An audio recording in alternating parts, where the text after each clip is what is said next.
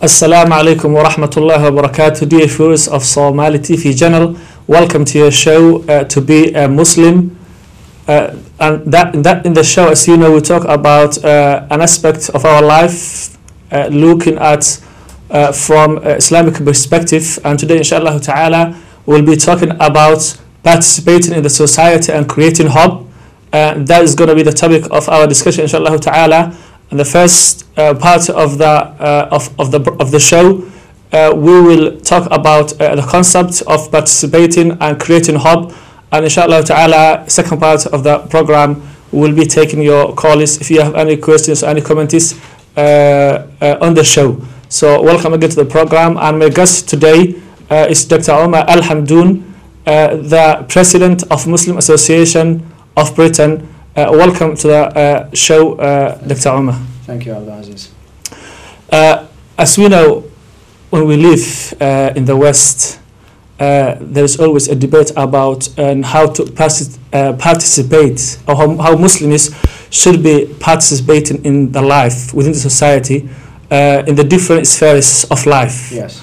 So the first question is, I want you to talk about how Muslims can participate in the life effectively, contributing to the society, yes. Contribute to the well-being of the society from Islamic perspective. I want you to outline yes. That issue.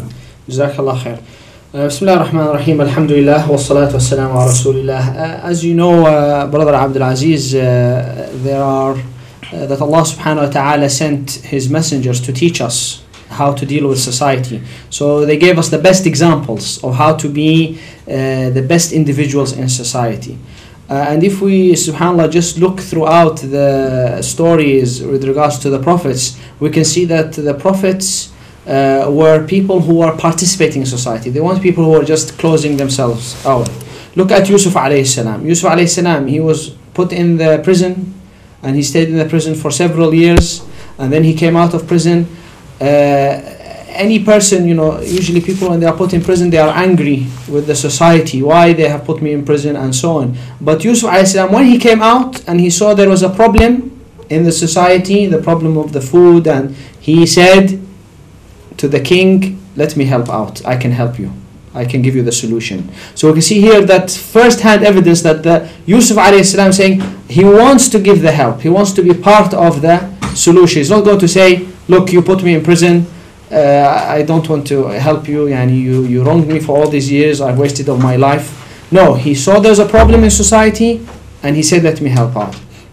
If you look at Musa alayhi salam, who after the Pharaoh and the Egyptians, they were looking for him to kill him, and he escaped to Midian. When he went to Midian, the Quran tells us that he found people, they are gathered around the well and they are feeding, watering their animals. Now Musa alayhi salam observed that there are two women there who cannot feed their animals because there's lots of men and crowded. Now again, someone like this who is negative will say, look, why should I interfere? Why should I just mind my own business?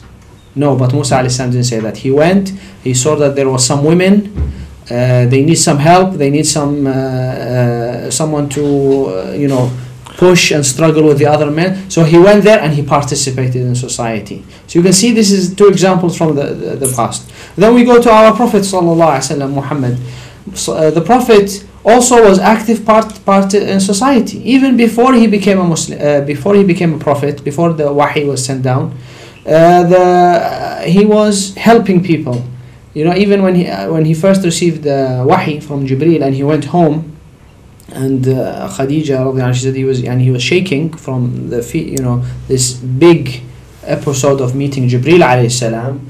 Khadija said, no, Allah will not shame you, because you are a man of good qualities. You help those who are in need. Those who cannot carry their stuff, you help them carry their stuff. You earn and you help the poor. And وَتُعِينَ عَلَى نَوَائِبِ الْحَقِّ, you help things when there are calamities. So you can see already the Prophet was part of society. Now, what we can understand from these three examples, and there are many examples, is that the prophets, they showed us that we have to be part of society. We have to participate in the solution. We have to give people solution.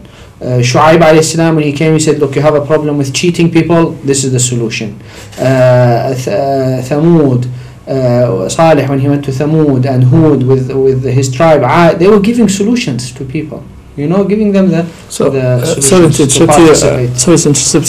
to interrupt you, Dr. Omar. Can I understand from that, for example, Prophet Muhammad is our role model, who sets an example for the Muslims and also for the humankind. Yes. So he was participating in the society, in the Quraysh society, before he became a prophet, and also he was also participating after his prophethood. Yes. So can I understand from that the Muslims should be taking an example from Prophet ﷺ in contributing to the British society that they live in, and giving and contributing and giving of course the society. Course. Allah subhanahu wa ta'ala said without doubt, he said لَقَدْ كَانَ لَكُمْ فِي رَسُولِ اللَّهِ أُسْوَةٌ حَسَنَةٌ لِمَنْ كَانَ يَرْجُو اللَّهَ وَالْيَوْمَ الْآخِرَ وَذَكَرَ اللَّهَ كَثِيرًا. So the thing is, you have in the Messenger of Allah the best pattern of conduct.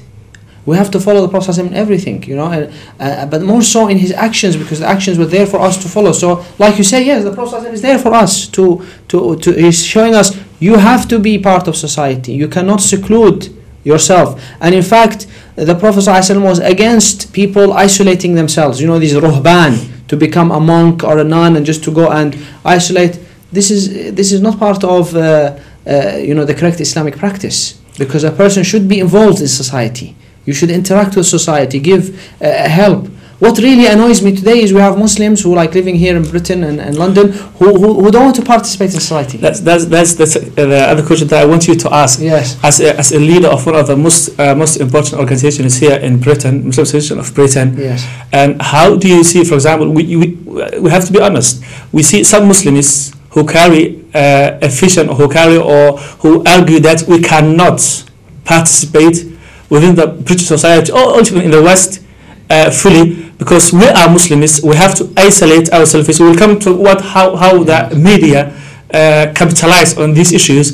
But as there are some Muslims who argue or who believe that kind of understanding. I'm a Muslim, so I cannot participate fully within the British society. Yes.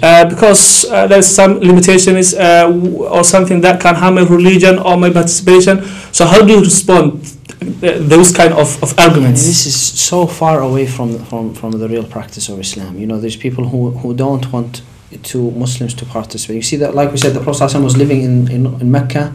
The people ruling Mecca were people who are kuffar, non-Muslims, they were mushrikeen, but the Prophet was helping, was participating, was giving. And then how can a Muslim accept for himself to be secluded from society? If Allah subhanahu wa ta'ala wants our role as a message of peace, message of mercy, we have to give the Islam, we have to conduct your Islam. If you don't speak to your neighbor, how is your neighbor going to know your Islam? Or even before that, what is your akhlaq towards your neighbor? What is your akhlaq towards the schools and the teachers today?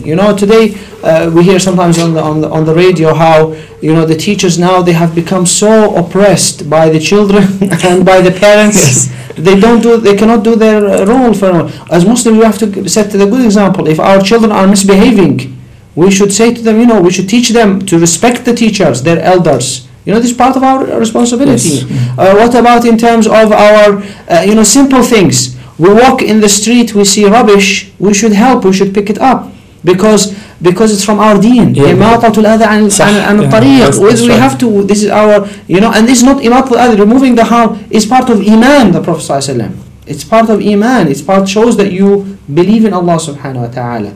And these are just simple things that we are talking about here, just simple participation. If you seclude yourself today, then what happens is we really are asking for ourselves to be marginalized. Muslims have an important role to play in society. They can give so much, And in fact, there is a large amount or large percentage of people who are doing. There are Muslim doctors, dentists, engineers, teachers, all participating in society. University research and so on. But it's not enough. We have to be, as a whole community, we have to say we are part of society and we are here. Yes, if you think maybe the mainstream Muslim community or in Britain, they may have the same view that you have now, participating in the life. It's necessary and we have to participate because we are part of the society. Yes. We are part of this society and we are citizens of this country. So we have to participate as other citizens, participate and contribute to the society. But sometimes what we hear, for example, from the media or they capitalize on those minority groups who believe that Muslims should be isolating themselves from the community. So how can we raise the voice of the mainstream Muslims who believe that participating in the society and contributing to the society positively is part of our deen, is part of our iman? How can you articulate or how can we explain those views in order to reach out those who haven't got that kind of understanding? You asked me about the Muslim Association of Britain, your previous question. And I'm in the Muslim Association of Britain. We are working hard to promote these. And we had recently, for example, we had a conference in Birmingham in December last year. A big conference, mashallah, nearly more than 2,000 people. Creating hope. Yes, that's it. And that's the message of that conference. This was that creating hope, because we have a duty of creating hope. I want the Muslims to understand. It starts obviously with organizing conferences, organizing the imams in the masjid. Their khutbah should be on instructing people to participate, to be part. This was the action of the Prophet ﷺ and the Khulafa and the Sahaba. They were telling people, participate, قُلِ اعْمَلُوا, go and do work, participate, help. It's not just about salah. Even the general concept of Islam, the ibadah that you do, you could do ibadah like salah, for example. When your ibadah of salah, it is only help you. Yeah. But if your ibadah is bigger and reaches more, you get more reward. If more people benefit from your ibadah, like for example zakah, you get more reward. Charity, helping others, asking. This is the kind of thing. So we are there to create the message of hope. Because I want, today there are people, you also mentioned the media. The media, they are playing very dirty tricks. Most of the media, not all of them, but very dirty tricks. They try to scare people of Islam. Oh, Islam is going to do this, is going to, always this word Sharia, and everybody is scared. But with our message and our participation, we can in fact prove that, look, as Muslims, if Muslims are good Muslims, that's best for society. The more the Muslim is a practicing Muslim, the better society will be. Because they have that message, they have that participation, the akhlaq, the behavior. Okay, thanks. There's also another question that I often hear. For example, as we said, we are part of the society and we are pretty citizens in this country. Sometimes there is a confusion between being a Muslim and also at the same time being a British. So is that confusion justified? Because you may see some people say, I'm a Muslim. Okay, which one is first, and how can we combine together to be a British Muslim? Is there a contradiction between being a citizen in this country and also being a good Muslim? No, I mean generally, if we talk about generally, then there's no contradiction, because two things are different essentially. Yeah. You obviously, as individuals, our highest identity should be Islam. End of the day, we are Muslim. This is the first thing. We are happy and we are proud that we prostrate our head to Allah subhanahu wa ta'ala. And with this prostration, as Sheikh Muhammad Ahmed Rashid, he calls this the sujood al-hurriya. The moment that you do the sujood to Allah, you are free. You are free from the desires, you are free from the chains. It's a sign of freedom. It's a sign of freedom, because you are saying only Allah will tell me what to do. Not the money, not people, not I take my orders from Allah subhanahu wa ta'ala. So ultimately that's number one. Now British law in general, doesn't, the general law doesn't, you obey the traffic law doesn't mean that you are a Muslim, you can't obey traffic law. If you obey, the general things, no stealing, no, committing murder, things like these are general laws which everybody, is happy with. But sometimes if there are contradictions, although usually not in the law, but maybe in practice. For example, let's say that the law here in Britain, more people are inclined to socialize around alcohol. It's not a law, but I don't compromise my deen. Sometimes you might say, okay, it's a choice. This is a choice. You don't, it's not saying to you, you must drink alcohol. Yeah. But sometimes there is, because sometimes you might find your friends will say, oh, let's go to the pub, have a drink or whatever, and you find if you don't go, you start to become marginalized. But no, here you say, I'm a Muslim. I have my beliefs. Doesn't mean if you are Muslim, I don't talk to anybody and just hide my way and just do my work. Yeah. No, interact, socialize, speak to people, get on. But there At the same time, you keep the ethics of your religion. Exactly. No compromise in the deen. Keep your practicing your deen. But what happens today, sometimes one of our main problems that we have today with some Muslims is that they think that Islam is very rigid. They think Islam like this is a box. Everybody has to stay. No. It's Allah subhanahu wa ta'ala has made Islam with lots of flexible issues. And that's why it's a deen for all time.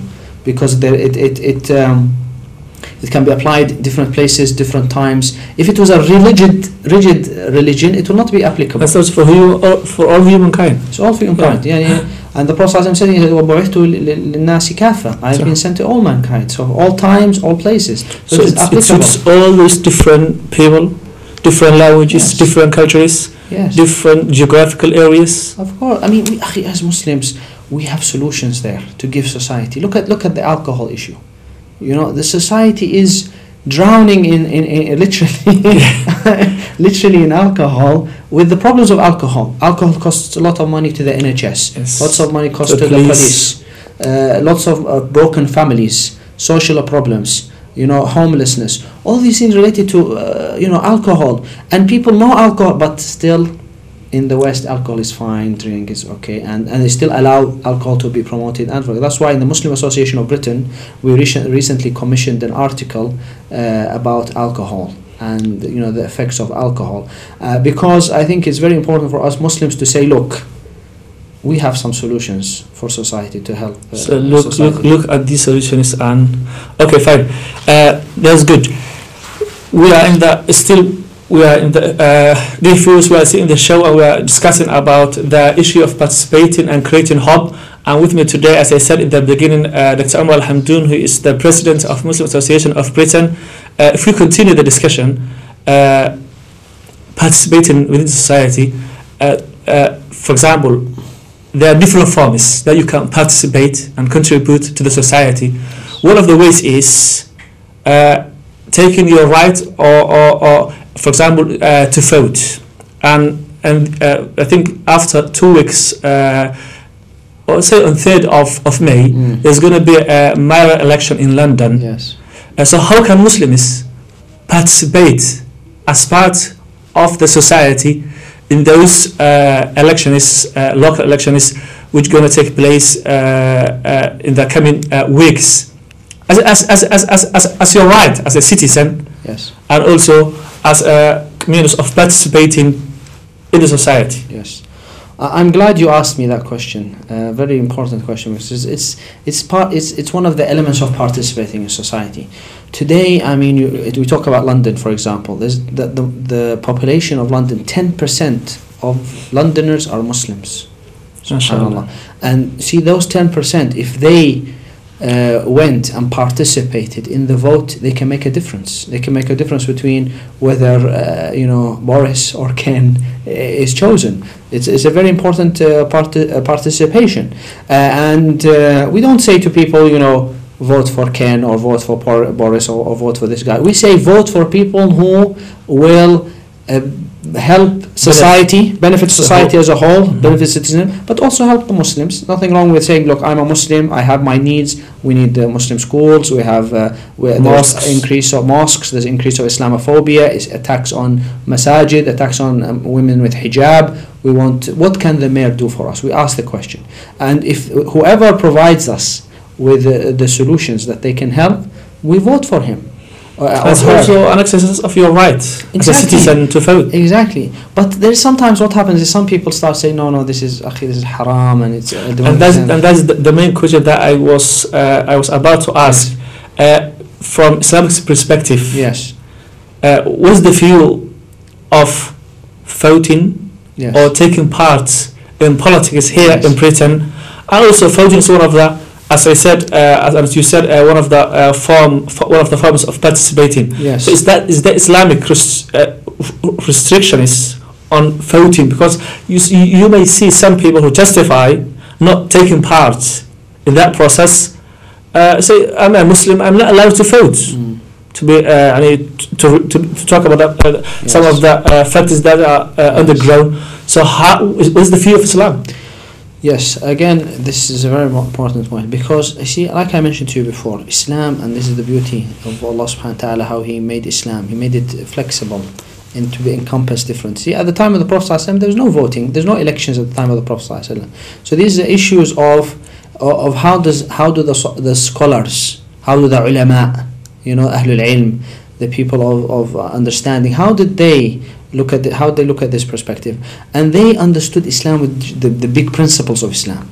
Like one of the big principles of Islam is to bring about benefits for people, jalb al-masalih, and pushing away the mafasid, the difficulties or the things that will harm people. This is one of the big principles of Islam. So you as a Muslim have a duty to bring about benefits where there is a Jew, or push away harm.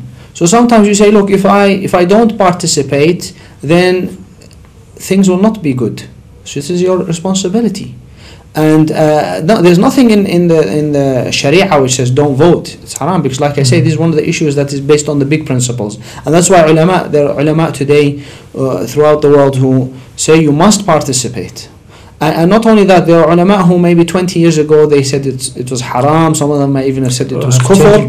They've changed their view because they realize that the reality is participating in the voting. Look at today what's happening in Tunisia. Look at what's happening in Egypt, in Yemen. People are realizing that they have to make their voice heard, and we have to go forward. So scholars, like I say, have changed their minds. And there's nothing wrong with them changing mind. It's an opinion. If a person has an opinion, and that's why we see the vast majority of the scholars say you must. Some of them will say it's not just an obligation allowed, it's obligation to vote, because you have a duty. You have this tool in your hand. See, today who is ruling in Britain? He's ruling because he's voted in. And Cameron and Clegg together. So does that mean if you vote, for example, you are part of those who are making the decision in your life? For example, when you vote for the part or for the person that you see is going to benefit the society, that means you are contributing and taking part to make the decisions that is going to affect you and the rest of the society. Yes, that's right. You have a voice. Okay, why you have a voice and you can speak? Why do you choose to say, put your hand on your mouth? You have a right to speak. Why do you not want to speak? Why don't you want to let your voice heard? Why don't, when people are asking you, Abdul Aziz, Muhammad, Abdullah, Fatima, Saeed, what do you want? And you say, no, I don't want to tell my opinion. It's okay, you just do whatever you. Why? This doesn't make sense. You have a choice, and the choice is that you have to participate. And I want to, just like I say, I think it's highly recommended that we register to vote, because obviously it's coming up to the end of registration on the 18th. But not only to register, we must also go vote. Men and women who have the right to vote, they should go and vote, and they should participate, and they should vote for the person who gives the good agenda for the Muslims. And not just for Muslims, but for London as well. For the whole London. Do you not use the underground system? I use it. Okay, so you pay for your ticket. I pay for my ticket. Yeah. So if somebody says to me, look, I will vote for me, and the price will go down, isn't that will benefit you directly? So if you say no, I don't want to vote, it's like you're saying you are throwing your money away. Why pay for extra policing? Maybe there is one mayor who's saying, look, I will give you more police. So don't you want to vote for someone who's going to give you more police, more safety, put an end to gangs, crimes? It makes sense. So, what you say is look at the benefit and the program and the agenda of different candidates and see. We don't live in a bubble, akhi. Yeah, we don't live in a bubble. Nobody, you're not living by yourself, isolated. We are part of society. Schooling affects you, the education affects you, the policing affects you, the expenses, the transport, the roads, everything affects you. Even the congestion jar affects you. So why we say no, we don't want to give out? It doesn't make sense. So we have to take part in that process to contribute to society, and also it's an exercise for your rights to vote as a citizen, and also to elect those who can benefit for the whole society, and also for the needs of Muslims in London. Yes. Now we'll see if we can have a call. We can take your calls if you have any questions or views. Hello. Assalamu alaikum. Alaikum salam wa rahmatullahi wa barakatuh. Welcome to the show. What's your name? Where are you calling from? I'm calling from London. Okay, what's your name, brother? Abdurrahman. Okay, Abdurrahman, have you got a question or comment? The show today is called To Be a Muslim. Yeah. The show today is called To Be a Muslim. Yeah, the name of the show is To Be a Muslim. Can you follow me on the phone, please? Why do brothers call themselves Salafi? I can't hear you properly. Can you raise your voice? What did he? He said about something Salafis or kind of, but I couldn't understand his question. Yeah, the question. So let's see if you have another call. Okay, until we get another call, let's continue. Yes. So as you said, taking part in election is one of the means of participating and in the community. Are there other ways that Muslims can take part and create hope within the society? Yes. I want to just mention something which is very important, and especially which we are affected by directly for people who are like parents and things like that. The schools for your children. Every father has responsibility as Allah made it. It's كلكم راع وكلكم مسؤول عن رعيته. You are responsible for your the family, your house, your wife, your children. You're responsible. You have to make sure your children have the right education, isn't it? Yes. And a lot of the time, we Muslims, they look for Muslim schools and things like that. What my philosophy, I can call it philosophy, is that it costs a lot of money to spend to establish Muslim schools, and then sometimes for the parent to send the Muslims, you have to pay. Not everybody can do it. It's not free. You have to why pay. don't you, as a Muslim parent, why don't you participate in the school? You can become a governor, in the school governor, and when you are part of the governing body of the school, you can influence the school decisions. You can say, look, we want our children to celebrate Eid. When it is Eid, they have day off. We want to have some talk about, in Ramadan. I can remember when there was a school back in Sheffield. In Ramadan, they provided a place for the children during lunchtime just to do their own thing, so they don't have to feel tired and other children are eating. They have a place for them to go. If you and that will come out from the participation of the parents in the school. So if you just close your eyes and say no, I just drop your child to school and then pick it up, then you cannot make any influence on the school or contribute even to the well-being of the school. This child goes from 9 to 3, on average, which is about 6 hours. They are there in the school outside your side. You have to know what's happening. You have to participate, And here in Britain, they encourage you. They like you to parent, to say what you would like. Obviously, we speak nicely. We don't shout at the teachers. We try to get a good understanding, And like I said, it's the interest of the child who has Islam and has the akhlaq. This Islam should teach him how to respect the teacher. This Islam should teach him how to be good to other children. And it's also a means of da'wah. It's a means of calling other people to the values and the principles of Islam, which also benefit the whole society, Muslims and also non-Muslims. Yes. If the Muslims participate effectively in that sense.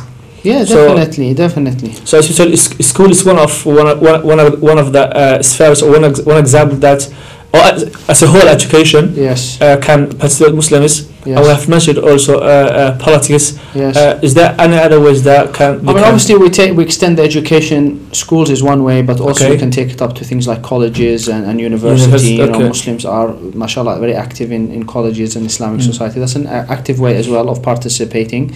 Also, things like I said, getting involved with the police.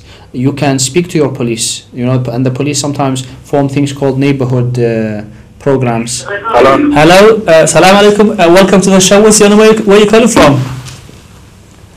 Hello. I think we lost that call. Continue. Yeah, so I'm saying even you can have the police have things called neighborhood watches, where you can, as a neighborhood, you can prevent crime and keep an eye out for each other. Not each person looking after his own house. No, spreading that neighborhood. Where you look after, saying also Jazakallah khair, you look after your neighbor. The neighbor goes away on holiday. You look after their house. You watch the house. No criminals. No.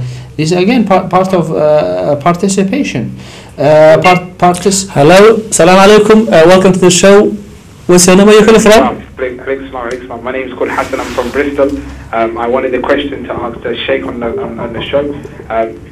Most of the brothers now, you know, they call themselves Salafi. What is this Salafi, and is it okay to call yourself Salafi? Jazakallah khair, barakallah fi. Salam. Okay, salam alaikum. Although the question is out of the topic, but if you want to give him a short answer, he says some brothers they call themselves Salafis. Yes. So is it right to call yourself Salafi and not? Just I used to say as a group, or as I'm Salafi, for example, those who don't share, as I understand, those who don't share the views with you, they are not Salafi. So see, sometimes there's two aspects of this word Salafi. Obviously, when we look at it from a linguistic perspective, what does Salafi mean? Salafi means basically one who follows the Salaf, and the Salaf are the people who are the first generations. So they include of Islam. So they include the generation of the Sahaba, the Tabi'een, and the Tabi'een. Some say it is 3 generations. Some say it's 3 centuries, because the Prophet said, "Khairul Qurun Qarni." The best of the Qurun is my Qarn, and some said the Qurun here means a century, which means 100 years. Okay. Others said Qurun means generation. So it's like 3 generations: the Sahaba, Tabi'een, and Tabi'een. So this is what the Salaf are. So in theory, linguistically, a Salafi is somebody who follows the Salaf, the first 3 generations. So in reality, every Muslim should be a Salafi, because every Muslim follows. That says every Muslim is a Salafi. Everyone, you are Muslim, you are a Salafi. But what's happened today is that some people have used the word Salafi to make it like a group.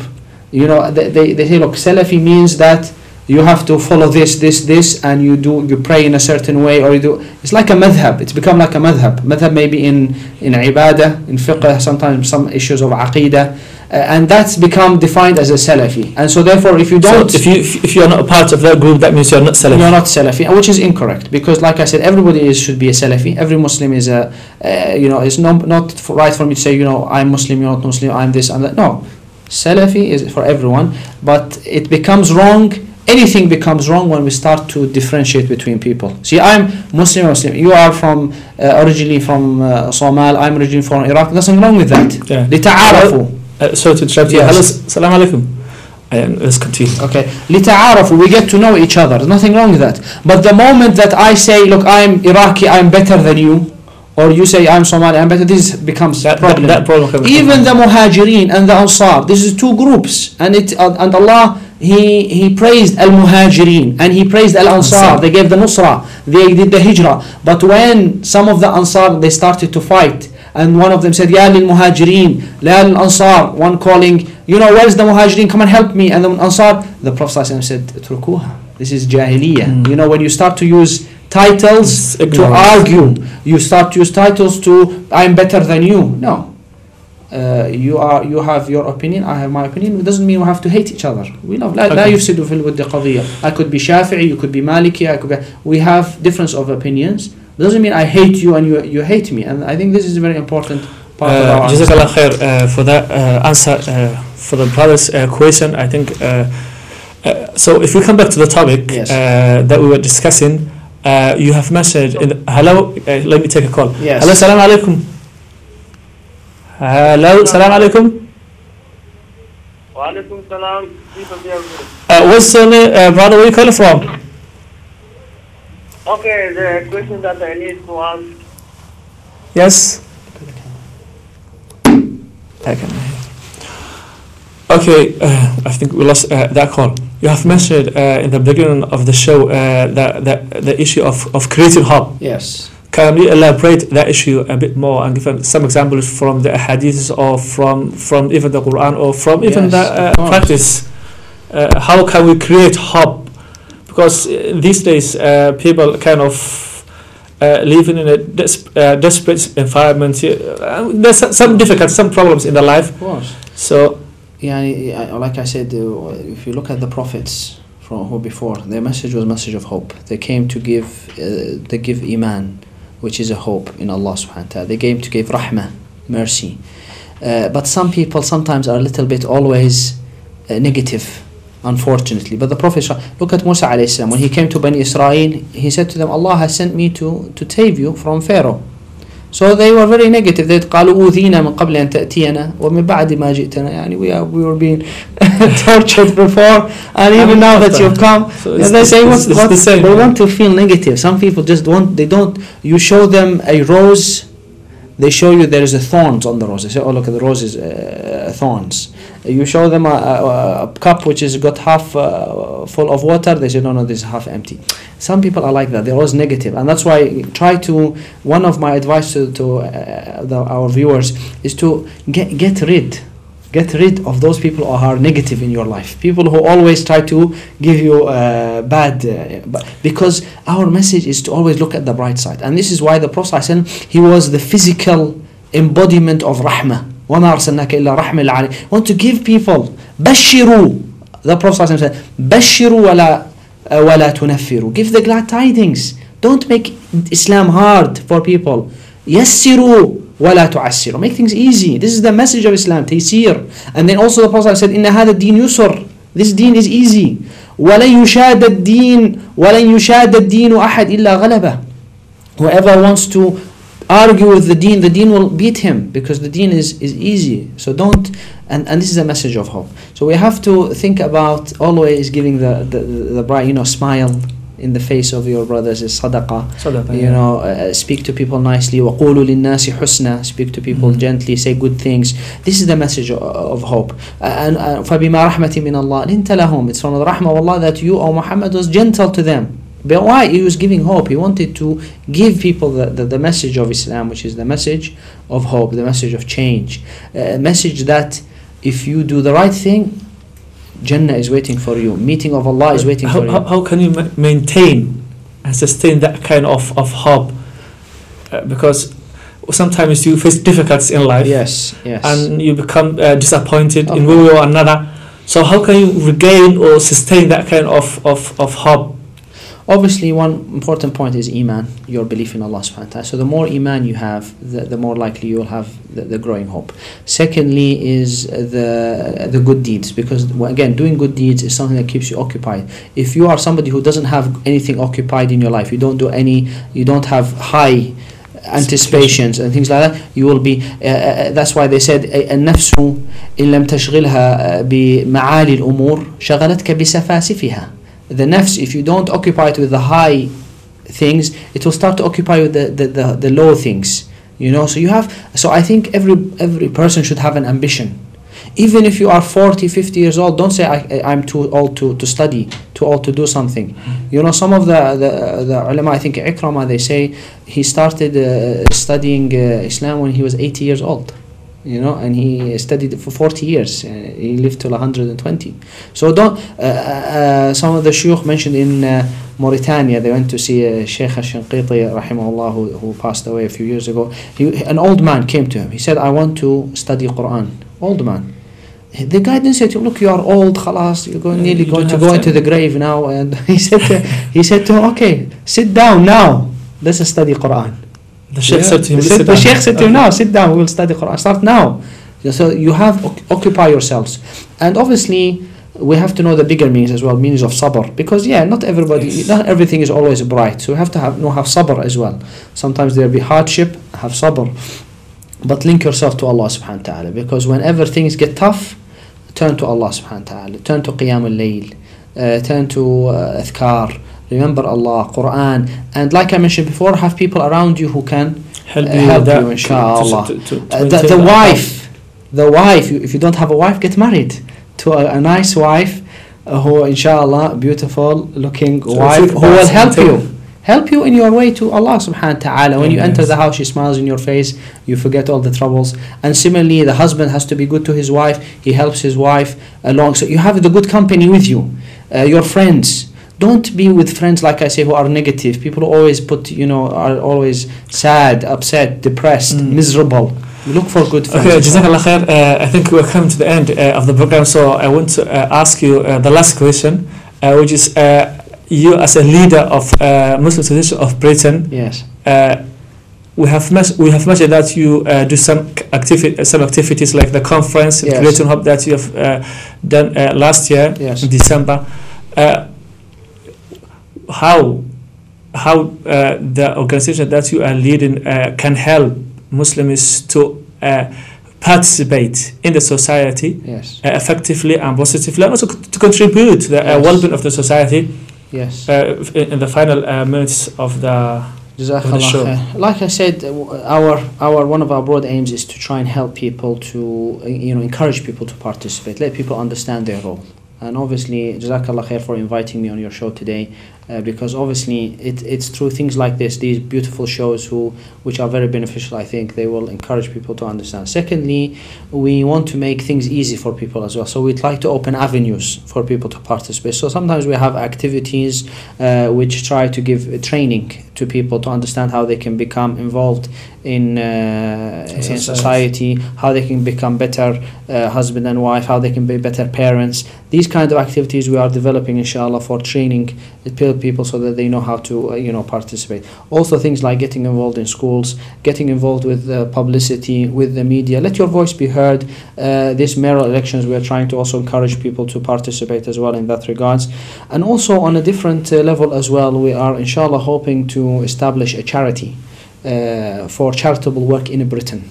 I know there's lots of problems outside throughout the world, lots of wounds, people are suffering that, but also we have to also look at our home as there's a very big principle in zakah in Islam. Zakah, it's wajib to spend zakah firstly in your area. If there is a need, you spend in there. If there's no need, then it goes outside. This is a principle of fiqh which the ulama have established. So if we have zakah, we have to look at our needs around us. Alaykum salam wa rahmatullah. Hello, welcome to the show. Alaykum salam. Where are you calling from? Hello, salam alaikum. Listen through the phone. Can you listen to me through the phone or on the phone? Hello. I think continue. Finish off the points that you mentioned. Yes, I was talking about the charity. So trying to give a facility for people to do charitable work here in Britain as well. So that's what we're trying to help as well. There are people who are elderly people, your neighbors, things, they need help, they need support, they need somebody just to talk to them, so we try to encourage people to do that. There are people who are homeless, there are people who are on drugs and alcoholics. They need help, they need support, because we have a duty as Muslims to give da'wah, to bring the mercy of Islam, to tell people all about Islam, and it starts with us. So helping those who need help here, it can be said it's one of the meanings of da'wah. Yes. And helping those who need your help, whatever kind of that help is kind of da'wah to them, and also it may help also to better themselves and to get a better future. Dear viewers of Islam, dear viewers of Somali Channel TV, we have reached the end of our show today.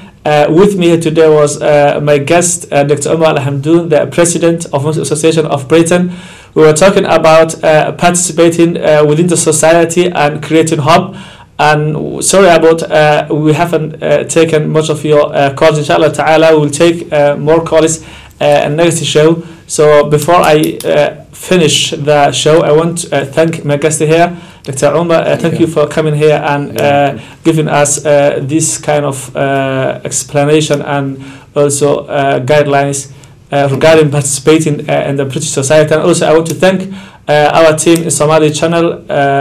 Until we meet in another episode or another show, I'm going to leave you with Assalamu alaikum wa rahmatullahi wa barakatuh.